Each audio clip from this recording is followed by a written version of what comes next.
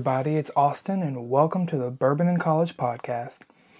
Today I'm reviewing Barton 1792 Small Batch. The small batch is the main expression for 1792 and it's one of my favorite bourbons. I'm going to start off with saying that. Before I get into this, I just wanted to talk about my rating system. For those who don't know, I have a 3-tiered rating system. The highest tier is keep, which means I want to keep this bottle in my collection. That means when this bottle runs out, I want to replace it with the same bottle. Second level is cocktail. Now, cocktail is I like it enough to keep it around and probably mix it in a cocktail, but it's not my favorite.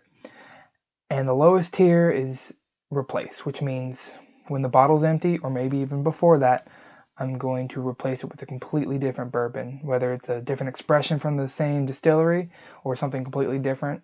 I don't know, but that's just kind of the lowest level. And within those, there's a lot of leeway. Just because I have something to replace doesn't mean I don't enjoy it. A lot goes into it, like the price, obviously the taste, the availability of it, different things like that. But I'll explain each one when I give it its rating. So let's start with this tasting. Now, looking at the color, it's a dark amber, almost like a dark orange. I've seen darker and I've seen lighter bourbons.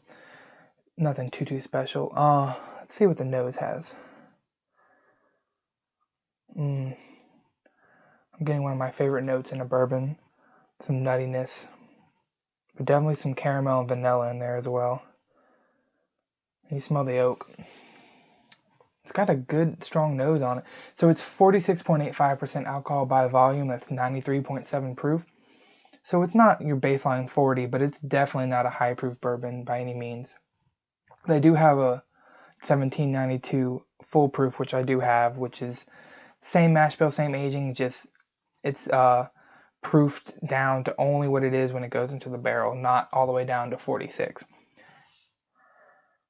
This nose, I'm very familiar with it. Like I said, this is my favorite, it's definitely my top 5 go-to bourbons. So I'm very familiar with it. I've never actually sat down for tasting like this before. I almost get a little bit of an orange on the nose as well. Let's go for the taste. That nuttiness comes out strong. I don't know why I'm so fond of that in a bourbon, but I am. It's really good. It's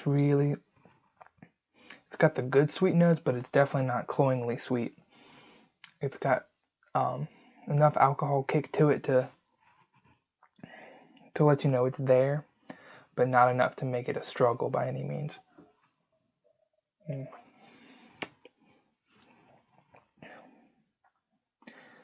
I get the vanilla and the oak notes on the finish for sure.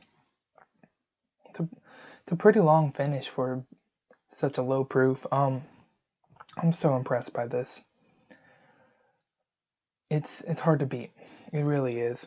I mean, the price point is, if you can find it, it's less than $50, usually $30, $40. It's a very beautiful bottle. I'll post a picture on my Instagram when this episode comes out, but it's got like an Art Deco 1792 on it. It's almost like a decanter in itself. It's a Kentucky straight bourbon whiskey, which means it was distilled in Kentucky, aged in Kentucky. It was aged for at least 2 years to be considered a straight bourbon. Now, I don't see an age statement, so that means it's a minimum of 4 years. Bourbon obviously means made in America. At least 51% corn. I'm almost positive this is a higher rye bourbon. I'm going to start doing more research ahead of time. That's my mistake. But it's very good. For my first episode, I wanted to grab something I'm familiar with, that I'm comfortable with. So I'm not trying anything too wacky today. So as for my official rating, Barton 1792 small batch is most definitely a keep. I'm going to keep this around. I'm going to buy every expression I can get my hands on. I know there's a sweet wheat, which is a weeder version. They have a higher rye, which is extremely high rye. They have the foolproof, which I do have, and I will be doing a review on at some point. But I can't give enough praise to this bourbon. It's something I would share with my friends who are maybe iffy on bourbon, maybe who want to try it neat or try it with some ice instead of in a cocktail. It's very friendly. It's not going to punch you in the face, and I believe it's a pretty good value too. Okay, guys. Well, thanks for listening to the Bourbon in College podcast. I'm Austin. Like, subscribe, comment on this video, give it a 5-star review, or if you give it less, tell me why. Tell me what I can do better. Go follow me on Instagram at bourbon_in_college. Go follow my blog at bourbonincollege.com. Thanks everybody again for listening. Hope to see y'all next time.